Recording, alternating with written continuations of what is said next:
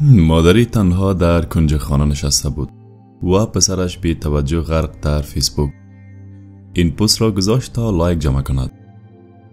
همه هستیم مادرم. دختری در فیسبوک عکس کارگر پیری را گذاشت و زیرش نوشت پدر زحمتکش چند تا لایک دارد.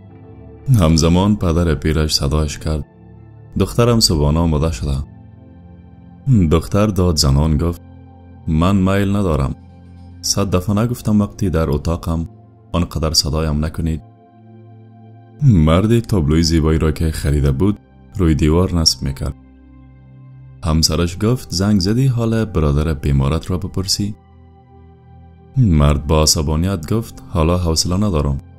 روی آن تابلو نوشته شده بود بیا تا قدر یک دیگر بدانیم.